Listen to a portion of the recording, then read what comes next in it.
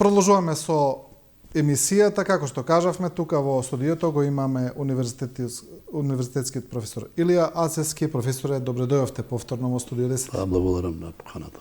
Според најавите, ќе разговараме за изборите во УКИМ, на УКИМ во контекст на состојбата со високото образование во земјава. Имено тамо се одржаа избори за ректор.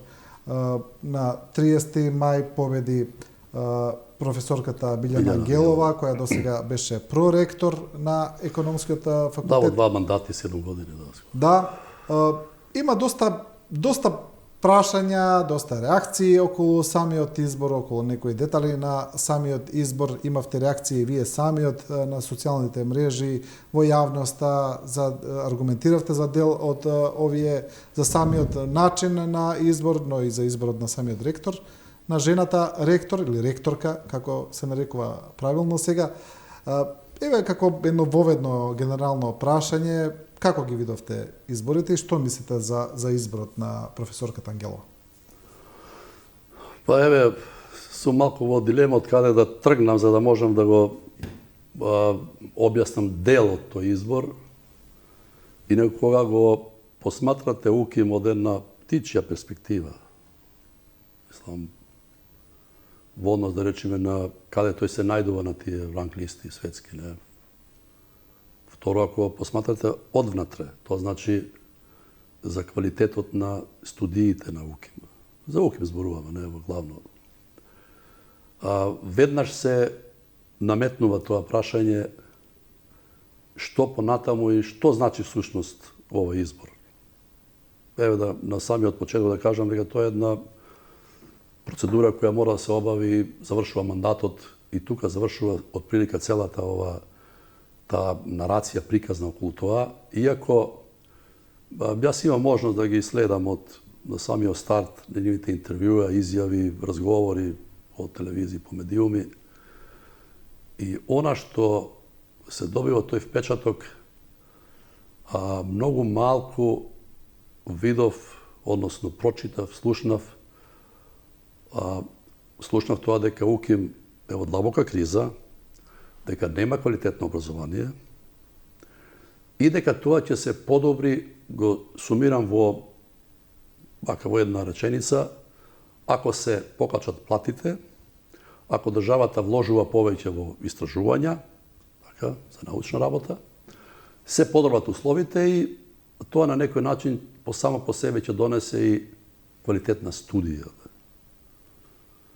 Сега, втората поента која сакам да ја овде нагласам на некој начин и која што тоа него видов не сега, туку и еве едно 10 години наназад, откако посистематски почнав да се занимавам со УКИМ, тие студии двете од Университетот на Распајќе на некој начин, и тие истражувања кои ги водев еден подолг временски период, она се покажува дека системот на УКИМ во суштина е однатре распаднат, ајде да немам друг израз, не. Однатре доаѓаат тие проблеми. И еве сега, да речем, кога би го сублимирал тоа во една реченица, се сложам со тоа дека платите се навистина мали, апсолутно, дека многу малку се вложува, апсолутно, дека условите за студирање не се баш најдобри, но и дека УКИМ треба да биде така автономен, независен и така натака. Но она која улогата на државата, да речем, да ги исполни тие претпоставки на успешно студирање, во таа смисла, она што недостига во суштина е таа евалуација. Вие сте независни, така. Ние ќе возможиме сите можни претпоставки да бидете успешни. Но да го видиме сега финалниот производ. Финалниот производ е всушност оној кој ќе дипломира и кој е во голема мера способен да го работи тоа за што студирал. Што за жал сега, бидејќи такви, иако едно време мислевме дека со таа евалуација тоа ќе се направи пред се надворешна евалуација, но и тие внатрешни евалуации на самиот студиум, тоа никој не беше заинтересиран. Многу интересно. Мислите во самиот универзитет? Во самиот универзитет. Затоа што не се во право некој тие. УКИМ имаше и едно време и економска независност, во Уким се влева огромни средства на тоа приватно јавно студирање кое се практикуваше повеќе години, но тоа не даде очекувани резултати.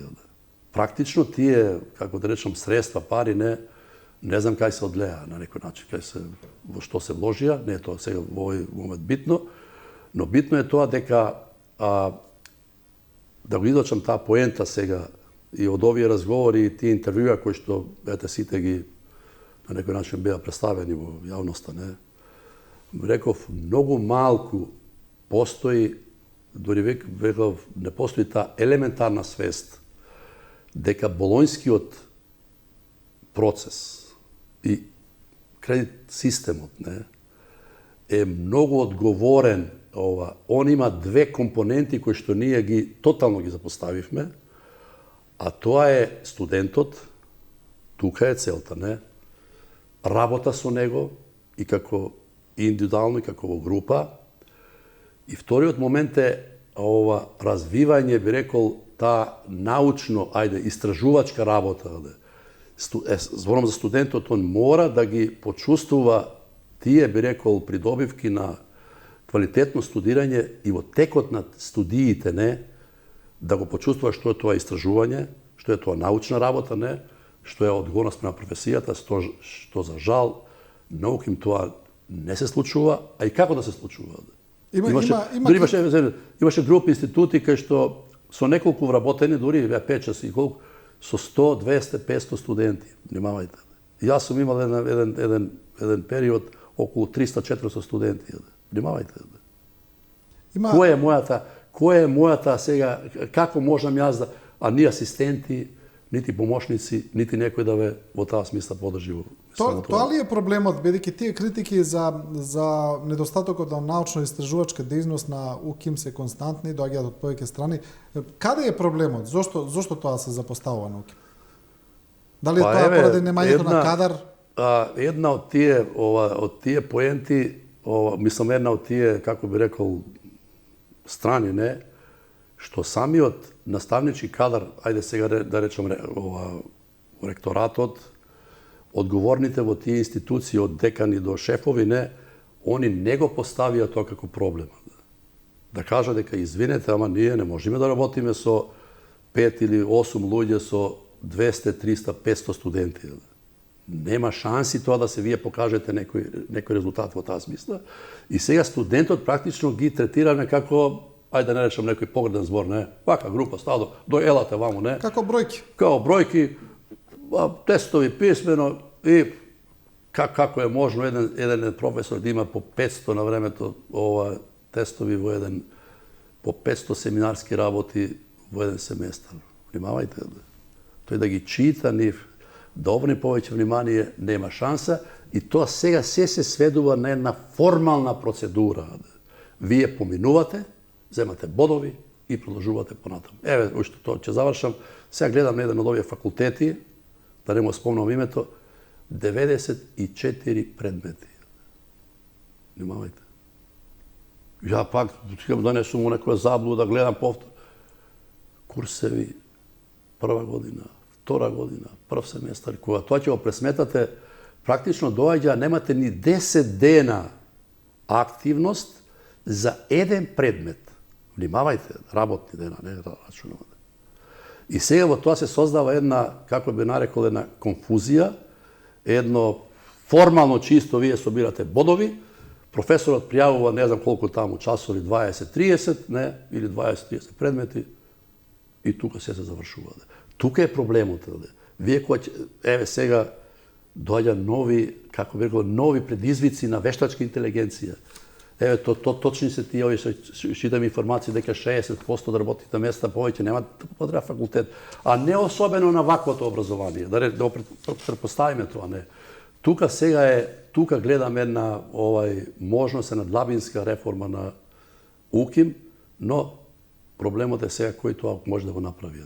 Знаете како личи сега? Ќе завршам со тоа, Тоа е како една зграда доста раздувана, така, распадната, основи, и ние почнуваме сега да дискутираме за прозори, каква боја ќе ставиме, каква фасада, А се е тука otprilike ова. Затоа што никој не ја зема сега врз себе таа одговорност.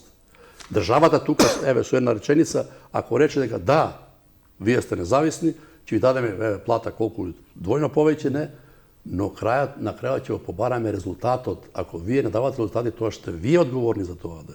Што УКИМ во таа смисла се претвори во една, зборувам за УКИМ, една јавно-приватно партнерство со профитирање на еден одреден мал број на луѓе кои што работат и во овие 20 години тие го изведува најголемата корист за себе, не. Интересно е на сметка на квалитетот на образование. Интересна е метафората што употребивте за стара расклимана зграда, бидејќи и физички е така, барем од она што читаме дека факултети прокеснуваат, се поплавуваат, така натаму. Имаме она една зграда која е никогаш недоградена на самиот што требаш да биде факултет за информатички науки, која стои така. Ке зборуваме и за ова, но еве во однос на квалитетот. Имаше и некои забуни околу тоа на кое место се наоѓа УКИМ на Шангајската листа, но дел од медиумите кажаа дека тука се создаде некои дезинформации, бидејќи всушност Универзитетот Свети Кирил и Методи воопшто не се наоѓа на Шангајската листа, воопшто не е ниту рангиран. Тој е рангиран на друга, тоа е листа на Центар за рангирање на светски универзитети од Обединетите Арапски Емирати, каде што има 2000 универзитети, а таму УКИМ се најде на 1944 место. Така, знам тоа. Значи, од позади, и таму има пат од 27 места во поглед на претходното рангирање. Значи, имаме едни поразителни резултати, мислам дека поразителни е можеби и мал збор да се употреби, поразителни, а сега имаме и избор на нов ректор. Сакам повторно да се вратиме на изборот за нов ректор. Има таму, доста се зборува, например, за финансиската состојба на професорката Ангелова и навистина треба да кажеме за јавноста дека не е тоа ниту греф, ниту морално и етички погрешно, некој да е добро финансиски стоечки, ниту па треба тоа да биде тема на разговор, но не за жал, туку таков е и законот за избор на јавни функционери и се доставуваат анкетни и имотни листови. Увид на јавноста. Увид на јавноста, тоа е се за да се спречи корупција. И сега професорката Ангелова ја го привлече вниманието на јавноста со еден прилично добар имотен лист. Нема да набројувам се, недвижнини, златен накид, станови и така натаму, но интересен е делот каде што банкарските заштеди таа пријавила 435.000 и 61.000. Намерно не кажувам што, бидејќи не е наведено што. И кога професорката Ангелова е прашана од новинарите, а што е тоа 450.000? Што е тоа? Таа кажала не се сеќава. Значи, навистина не, тоа она го рекла во една вака иронична па не знам, новинарите велат дека добиле таков одговор. Ако е тоа сериозно да таа не знае, тука веќе, како би рекло, е стравично, не? Значи половина милион нешто, не знае што. Ако се малку така, да не речам, ајде, измејава, измотава, не? Тоа е нешто сосема друго. Мисламе, многу е тешко тоа да го коментирате, не? Јас само ќе ви кажам една, бидејќи бев натре во УКИМ, не, бев натре уште со така во тие истражувања, имаше декани кои станаа многу богати луѓе. Мислам, тоа не беше тоа не беше тајна. Пазете, внимавајте. Она што зборуваме за зградите, не, постојано мајстори нешто работат, нешто као реновираат, не, тоа се тендери, тоа сето и така натака. Дури никој од тие раководни структури, тоа се враќам на таа поента, не се заинтересира толку за квалитетот на студиите, затоа што ако вие се заинтересирате за квалитетот на студиите, врз себе ќе си го наведете гневот на тие, затоа што луѓето тие живеат многу комотно. Внимавајте, мислам, тоа треба да биде јасни сите. Јас сум имал едно време, добро, нема многу, не бев толку лаком за часови за предмети, 20 предмети и некојаш имав по 18 часа неделно. Како можеме да држам 18 часа неделно, а некој има по 30 часа неделно? Чекајте. Едноставно не ги држите. Едноставно се создава, реков, една, ја тоа го објаснувам веќе по едно подолго време, една коруптивна, системска, психолошка матрица, не? Која што не ги поставува тие фундаменти на едно здраво студирање.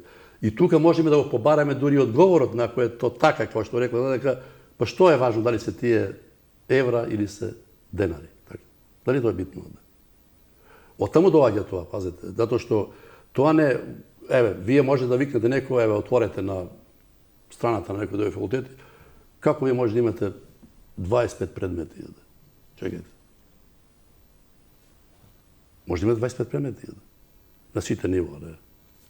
Може да вие да држите во денот некаде ќе видите отворе по 7-8 часа дневно, например до 2 дена и така натаму.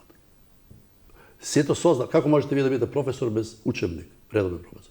Како можете вие да бидете сите професори на факултет, редовни професори? УКИМ има повеќе професори, сега по една вака моја слободна процена, не, повеќе професори колку што има една Германија со највисоко звање. Внимавајте, Таму имате институции по 2-3 се тие наврват горе, тоа е пирамида. Ние сме сите редовни професори. Нема асистенти, внимавајте, не. Нема помошници кои што учењето е процес, тоа не е само застана професорот одржа предавање говоре, така. Може да го следите некој поединечно, морате да вежбите да ги... Зошто е тоа така поставено, професоре? Зошто е тоа така? Корумпиран е системот. Кога ќе се корумпира системот, тоа е најнормално овде. Овде е најнормално овде. Пазете, внимавајте. Никој тоа нема да го каже. Јас тоа имав таа храброст да го кажам отворено, не? Дека се работи и станува збор за една системска корупција и дека треба да се застане на тоа. Ја не обвинувам некој поединачно, така. Имате избори. Ајде да не истекнувам кој што... Но рангирањата за квалитет ве потврдуваат. Не ги рангираат тие. Јас имам можност една таму пред 8-9 години кога доаѓа тие да рангира, тоа прошетаат тие тука видат како и си заминат. Кој е рангирање? Рангирањето претпоставува процена на тие. Се рангирање, ако имате професорот, ајде, барем еве се една моја слободна процена, барем во сферата каде што припаѓам и пошироко, не, 50% од професорите немаат, ако имаат едно или ниедно научно истражување. Внимавајте. Кое е сепак релевантно, така да. Како вие него ќе го избирате за највисоко звање кога тој нема ни едно релевантно истражување? Ете го критериумот, како се урнисува. Јас за тоа говорам. И тоа ќе се оде тој дух, би рекол, една, како го нарекувам, една профитно, то значење што е редовен, што е највисоко звање професор, кога седо тоа ќе го набиете во една, како би рекол, целина, не, ќе го добиете тоа што го има УКИМ. И тука не можеме ние да избегаме од тоа. Реков, проблемот се решава многу едноставно. Државата мора да формира такво едно тело, иако едно време ману, и ајде да ги спомнувам некои имиња, тоа се залага, требаше да формира една институција, ајде, нешто тело, која ќе го постојано следи квалитетот и ќе дава на крајот на секоја година извештај за тоа како се движи тој степен на квалитет на студиумот. Но тоа остана никому ништо. Но професоре, ако е ваква, сега зборувам пошироко за високото образование, ако е ваква состојбата на УКИМ, кој е најстар универзитет и би требало да биде најреномиран во државата, читаме читаме се што за останатите државни универзитети, но и за приватните исто така во другите градови, значи од немање на соодветен кадар до лажни дипломи. Штипскиот е во тие листи некаде на 20, како е, ајде речем се 20.000 место. Дури тоа не е ни веќе не може ни да разговарате за тоа. За Штипски зборувам за Тетовскиот, ајде универзитет не. Да. Приватни на милиони колку, 2 милиона колку има Македонија, вие не можете да имате 24 колку се универзитети, 140 факултети разни, не, и 800 програми. Внимавајте, колку се не знам тоа. Не може тоа да.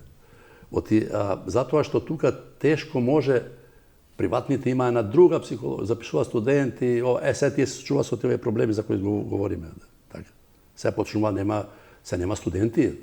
Што ќе правите вие со оние кои што дошле втора, трета година? Што ги правите нив?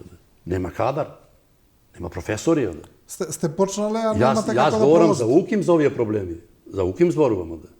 А тоа приватните може да предпоставите до кое ниво е дојдено. Ако речете дека тоа е купи, продај дипломи, тоа е нешто друго веќе. Али е ова би рекол ова ситуација. Жално. Добро, еве да ја заокружиме темава за високо образование, бидејќи зборуваме за состојбата, за проблемите, има ли излез, има ли решение? Може ли нешто да се направи? Еве, има едно од тие решенија е едноставно државата да ги почитува тие правила, принципи на автономија, така, не се меша во тие работи, но кој ќе излезе студентот од таму, кој ќе дипломира, да рече, чекајте, дај да видиме кој е овој, зашто е подготвен. Ако не е подготвен за ништо, тоа треба тие да ги повикате на одговорност понатаму. Во тоа е проблемот. Инаку не може, како ќе го решава тоа државата? Кој е тој што може да се помеша да го побара тоа? Не. Вие произведувате кадар и тој кадар годишно, на 2 години, ќе биде вреднуван. Ќе биде колку е неговата способност да се вклучи во нормален живот, да работи. Ако се покаже дека не е тоа, тогаш се повикува на одговорност оној кој што го раководи со уким, но реков, да се сочува таа автономија, бидејќи не е тој никој во некои области од надвор сем оние кои што работат натре. Она што е сакам да го потенцирам, што тие проблеми длабински произлегуваат од однатре, од самиот студиум, би рекол, не на некој начин. Тука лежи тој проблем, како тоа да се направи, иако ја не гледам некоја посебна сила, моќ, некој институција која тоа може да направи, освен една валоризација на самите студии. Реков, како можете вие да имате 90 предмети? Чекајте, да полагате 90 пати. Кажано, онака директно, квалитет нула. Значи, не можете тоа да понудите никаков квалитет. Не знам каква конфузија создава. Конфузија, не?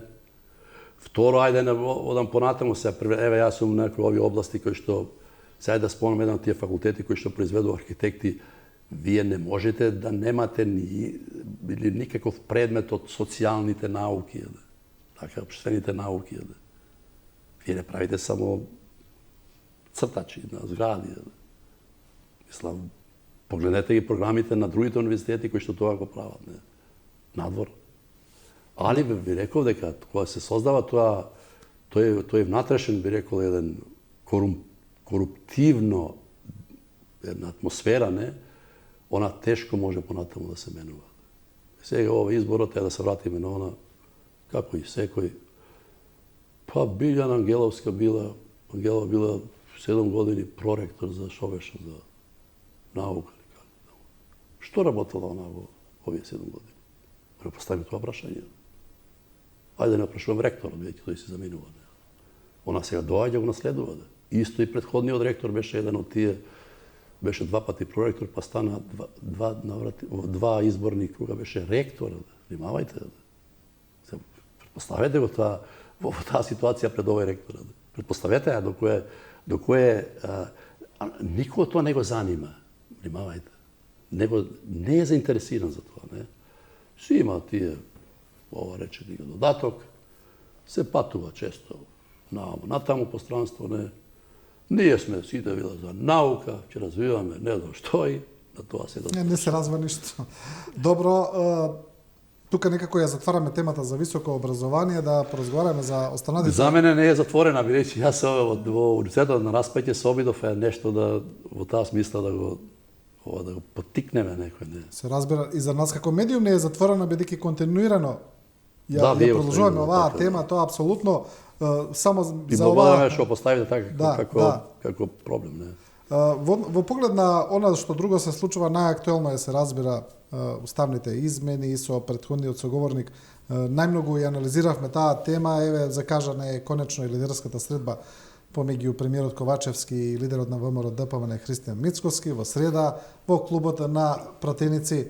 Конечно треба да се состанат, да видиме, нема, како што вели претседателот на опозицијата, тој нема никакви очекувања од оваа средба, но сепак лидерска средба е лидерска средба, ќе видиме што ќе произлезе од тоа. Сакам да ја прашам во поглед на уставните измени. Знаеме дека за да продолжат преговорите со Европската Унија, за да дојде до втората фаза од преговорите, до втората меѓувладина конференција меѓу Брисел и Скопје, мора да влезат бугарите во уставот. Како ви се чини, професоре, сега ситуацијата до кај сме дојдени сега?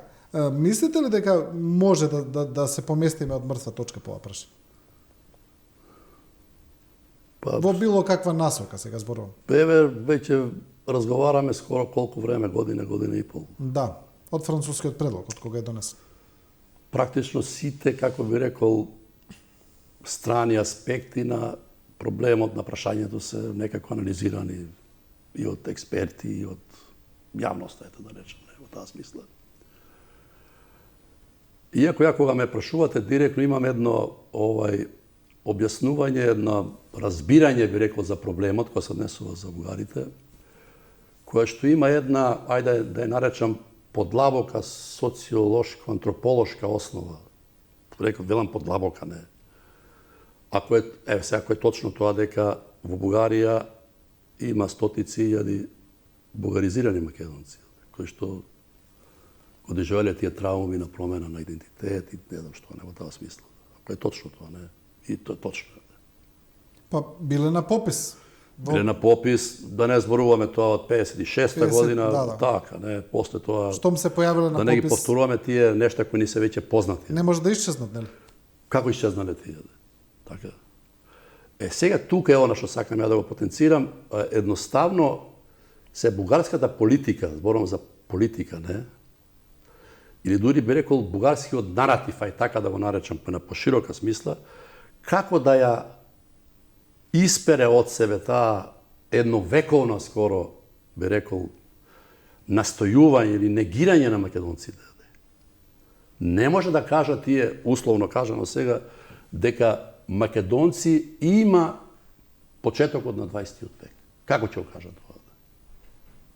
Тешко ќе го кажа тоа. Ако вие 100 години, така и повеќе од 100 години, тоа го негирате. И се фатија тоа дека, еве, македонската нација е вештачка, секоја нација е вештачка, која не е нација вештачка, ако во таа смисла, но Васве Тито во една таму која 40 и која 4 година, дошла тоа и рекол, еве, ќе има македонци. Тука, сега понатаму, секој разговор во таа смисла и на комисија, зашто ние за Гоце да разговараме, ако тие не признаваат македонци почетокот на 20 век? Така. Како ќе го славите Гоце? Ако тие не, Гоце бил бугарин и се борил за бугарските каузи и така натака. Како? Тоа сега за нас, да се враќа, не травматизира, бидејќи тоа се ликови во таа колективна меморија кои се длабоко врежани во нашата свест. Дека тие во еден период ја бранеле таа кауза на македонецот, на македонството, не, и дека ако ви го одзема тоа, не, ви одземат еден дел од вашето битие, постоење. Тоа мора да го разбираат. Тоа бугарите многу добро го разбираат, многу добро го разбираат европејците. Но што да прават? И ќе трае тоа уште колку период, еден период не, се до момент додека велиме ете апсолутно не. Околу се фатија за јазикот, кој го нема во светот, верувајте, ја не сум сретнал да некој расправа за јазикот во таа смисла. Што да речат, да речеме србите и хрватите? Ајде, во таа смисла. Или австриците и германците. Кој јазик го говорат тие? Но реков, ете, тоа и веројатно ја претпоставаме за еден период дека Бугарија ќе се не помири со тоа, ќе сватат, ќе објаснат тие дека ете да не се чепка понатаму во таа смисла, не, да се остави тоа, да се воспостават тие нормални односи на две држави кои се живеат во Европската Унија, па понатаму секој како ќе се чувствува македонец, бугарин, што тоа е веќе негов проблем, не. Професоре, Но во таа, уште не вратам на таа колективна меморија, кога таа се доведе во прашање, ги создава овие трауми за нас македонците. Ја спомнавте историската комисија на некој начин, тоа се историските преговори. Оно што ми се чини дека е поголем проблем, не се самите разговори, да речеме дека Македонија и Бугарија разговараат за историјата, Не бидејќи разговараат. има многу земји кои имаат историски комисии помеѓу себе, и Германија, и Франција, Ма и тие Германија. не разговараат за тие Полска, проблеми. но ми се чини дека да, не знам точно Не што разговараат, но ми се чини дека тука проблемот е уште поголем, што не само што тие комисии разговараат, туку што Бугарија инсистира историскиот наратив да биде прифатен од друга држава. Значи една држава и кажува на друга држава како да ја напише собствената историја. Тоа е, ја не знам дали велам во светот такво нешто не постои. Македонија тука треба без разлика дали сте вие опозиција, треба да формира едно цврсто гледиште, став дека понатаму за тоа ние не разговараме. Не можеме ние да разговараме на комисија или да видиме Европа, да биде тој наратив во историјата не за влезте во Европската унија. Мислам поголем, како би рекол, не знам, поголем апсурд не може да постои. Инаку треба во таа комисија постојат и тие комисии, но тие не разговараа за тоа така. Нашата комисија, кога добро се сеќаме на период, она кој ќе дојде од тие осетливи прашања не разговара, седат вика и само се гледат меѓу себе. Не. Например, Самуил Ветер, чисто проблем е. Тој припаѓа и на македонци, и на бугарите, и на не знам на кого, во таа смисла. Може да го дури тие и то присвојување да не биде на сметка, ја го присвојувам, а ти не можеш да го присвојуваш. Така? Да. Што е само по себе, како, не знам како. Едноставно секој нека смета тоа што мисли дека е. Апсолутно. Мене па дури тоа бугарите нека го присвојуваат гоце делче, така. Тоа е нивни проблем на крајот. Па Македонија не се меша во тоа како Бугарија Ама тие интерпретира да те својата условуваат со нешто е тука веќе, како би рекол, една длабинска, дури рекол, удар не по нашето идентитетско препознавање. Ја има можност да го ја направи една студија за идентитетот во ера на глобализација, всушност кога Груевски почна да ги поставува тие фигури по антички по Скопје и беше ваков еден разговор што ќе се случи. Ние бидејќи работев тога на генералниот урбанистички план, беа тие некои архитекти, планини заинтересирани. Мојот одговор беше ќе видиме малку покасно, веројатно некој ќе дојде нешто од тоа да побара, не? И се случи тоа, да. Се случи. И сега тоа е болесно е сега, кажете, не? Ставаме тие сега и се откажуваме од таа историја, малку е, знаете, болно е, вака го објаснувам чисто. Иако има можност да го проследам тој формирањето на особено националните идентитети, тоа препознавање на ова, али вакво нешто никаде не сретнав низ. Ниеден теоретичар во Европа нормален не може да го брани бугарскиот став. Не може. Инаку сите нации се вештачки. Ајде кажете која е природна нација. Во крајен случај, вие ако одете по тоа, се вака го карикирам, да е нашето потекло, така, од кај потекна Александар Македонски. Така. Ајде да предполагаме дека некој од кај ти и кај ќе стигнеме? Знаете кај ќе стигнеме? Кај тие човеколики мајмуни во крајен случај. Да, зашто би застанал лека Александар, зашто да не продолжиме? Ајде да продолжиме понатаму сега да идеме, не.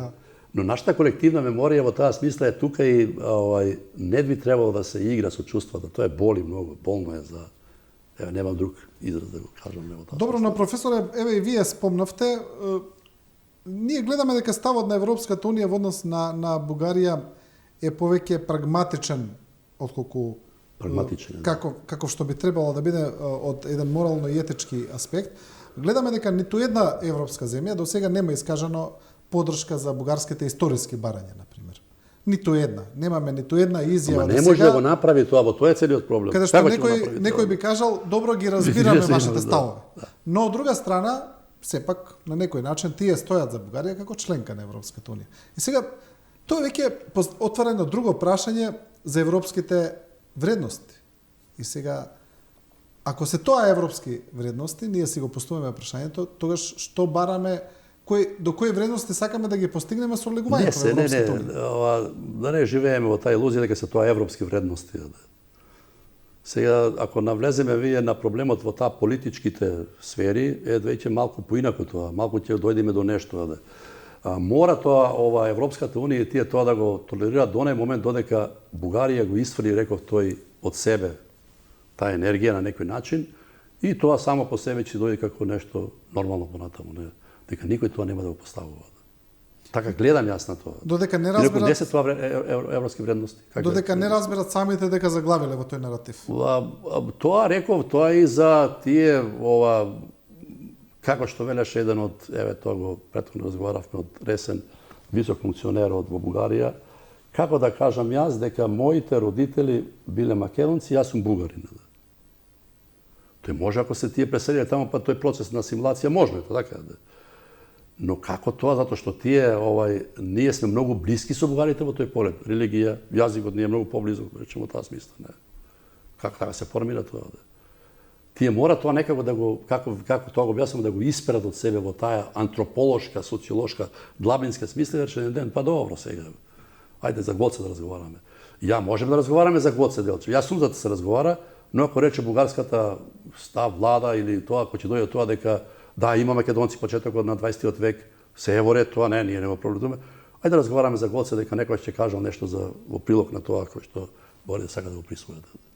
Може тоа, но тие да го негирате се тоа е малку проблематично. За нас е болно, не? Да. Добро, професоре, ви благодарам за овој разговор.